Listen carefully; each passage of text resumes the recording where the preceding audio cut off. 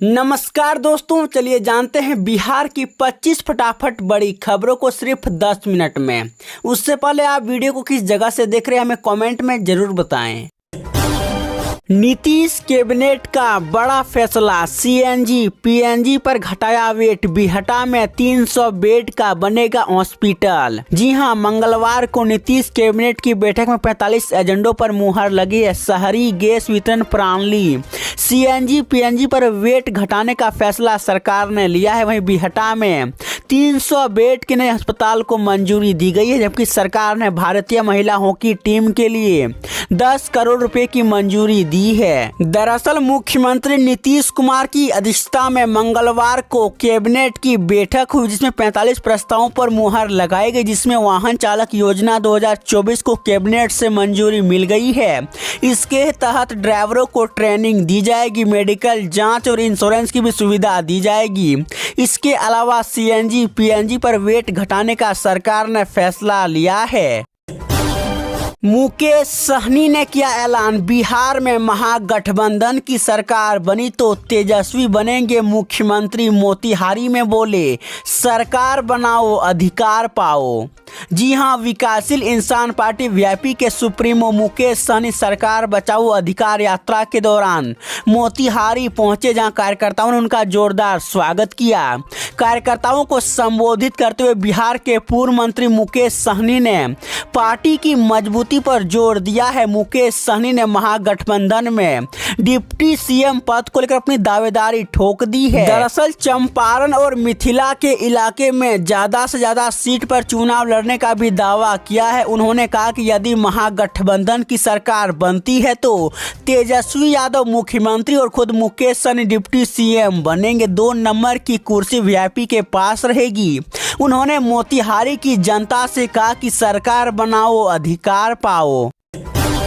Nitish cabinet की अहम बैठक कल ही खत्म हो गई है। 45 एजेंडों पर लगी सरकार की मुहर। जी हां, मुख्यमंत्री सचिवालय में नीतीश कैबिनेट की बैठक कल ही खत्म हो गई है। मुख्यमंत्री नीतीश कुमार की अध्यक्षता में इस बैठक में विभिन्न विभागों से जुड़े कुल 45 प्रस्तावों पर कैबिनेट की मुहर लगी। हालांकि शिक्षकों के ट्रांसफर पोस्टिंग को लेकर मंजूरी नहीं मिली है। ऐसे में अभी बिहार के शिक्षकों को और इंतजार करना पड़ेगा। दरअसल मंगलवार को हुई कैबिनेट की बैठक में खगड़िया के गोगरी अनुमंडलीय व्यवहार न्यायालय में 10 कोर्ट भवन, हाजत भवन एवं इम्यूनिटी भवन के निर्माण के लिए 32 करोड़ 56,94,000 रुपए की स्वीकृति दी गई है। वहीं पूर्णिया के बनमनखी अनुमंडलीय व्यवहार न्यायालय में 10 कोर्ट भवन, हाजत भवन एवं इम्यूनिटी भवन के निर्माण कार्य के लिए 34 करोड़ 98,89,000 रुपए की स्वीकृति मिली है। कटिहार के मनिहारी अनुमंडलीय व्यवहार न्यायालय में 10 कोर्ट भवन, हाजत भवन और इम्यूनिटी भवन बनेगा। इसके लिए 36 करोड़ 96,54,000 की स्वीकृति दी गई है। चिराग पासवान ने बीजेपी को फिर धमकाया, अपने समर्थकों से कहा मंत्री की कुर्सी को लात मार दूंगा। जी हां, केंद्र सरकार में मंत्री बनने के बाद से ही एलजेपी रामविलास के अध्यक्ष चिराग पासवान बीजेपी को आंखें दिखाते आ रहे हैं। एक बार फिर उन्होंने अपने समर्थकों के सामने इशारों में बीजेपी को चुनौती दी है। चिराग पासवान ने कहा कि अगर सत्तारूढ़ गठबंधन में उनकी बात नहीं सुनी गई तो जरूरत पड़ी तो वे मंत्री की कुर्सी को लात मार देंगे। दरअसल सोमवार को चिराग पासवान पटना के श्री कृष्ण मेमोरियल हॉल में अपनी पार्टी के कार्यक्रम में शामिल हुए थे। एलजेपी रामविलास के SC/ST प्रकोष्ठ की ओर से चिराग पासवान के अभिनंदन समारोह का आयोजन किया गया था। इसी कार्यक्रम में चिराग पासवान ने तेवर दिखाए हैं। उन्होंने अपने पिता स्वर्गीय रामविलास पासवान का जिक्र करते हुए कहा कि जो बात मेरे पिता और मेरे नेता ने कहा था, आज मैं वही दोहरा रहा हूं। इलाज के दौरान मरीज की मौत पर भारी बवाल किया गया, गुस्साए परिजनों ने जमकर किया हंगामा। जी हां, बेगूसराय सदर अस्पताल में मंगलवार को उस वक्त अफरा तफरी मच गया जब इलाज के दौरान एक युवक की मौत हो गई। गुस्साए परिजनों ने इलाज में लापरवाही का आरोप लगाकर सदर अस्पताल में जमकर हंगामा किया है। हंगामे के बाद मौके पर भगदड़ जैसा स्थिति उत्पन्न हो गई। दरअसल बताया गया कि पिछले 4 दिन से ठाकुरी चक के रहने वाले प्रियांशु कुमार को पैर में चोट लग गया था, जिससे परिजनों ने उसे इलाज के लिए अस्पताल में भर्ती कराया था। परिजनों ने बताया कि प्रियांशु ठीक ठाक था, अचानक गलत इंजेक्शन देने के बाद उसका तबीयत बहुत ज़्यादा बिगड़ गई। आनन फानन में परिजन उसे इमरजेंसी में ले गए, जहां इलाज के दौरान उसकी मौत हो गई। सीएम योगी के बाद गिरिराज का हमला, राहुल गांधी को बताया नचनिया। जी हां, उत्तर प्रदेश के मुख्यमंत्री योगी आदित्यनाथ ने बीते दिनों कांग्रेस नेता राहुल गांधी के बारे में कहा था कि राहुल की संस्कृति नाच गान वाली है। अब राहुल गांधी के बारे में फिर वही बात केंद्रीय मंत्री गिरिराज सिंह कर रहे हैं। दरअसल केंद्रीय मंत्री गिरिराज सिंह ने राहुल गांधी पर निशाना साधते हुए कहा कि राहुल गांधी नचनिया है, इसीलिए भारत और प्रभु श्री राम को गाली देते हैं। हमसे पहले यूपी के सीएम योगी आदित्यनाथ ने भी ठीक ही कहा था कि राहुल की संस्कृति नाच गान की है। उन्हें अंबानी और अडानी का फोबिया हो गया है, क्योंकि इनके नाम के साथ पीएम मोदी का नाम जोड़ देते हैं और कुछ ना कुछ बोलते रहते हैं। बाढ़ प्रभावित क्षेत्रों में एयरफोर्स ने संभाला मोर्चा, हेलीकॉप्टर से राहत सामग्री की ड्रॉपिंग। जी हां, नेपाल में भारी बारिश के कारण काठमांडू समेत कई इलाके बाढ़ की चपेट में हैं, जिसका खासा असर बिहार में पड़ा है। नेपाल से भारी मात्रा में पानी बिहार की कोसी और गंडक नदी में भेजा गया, जिसका असर यह हुआ कि बिहार के 13 जिले बाढ़ से बुरी तरह से प्रभावित हो गए हैं।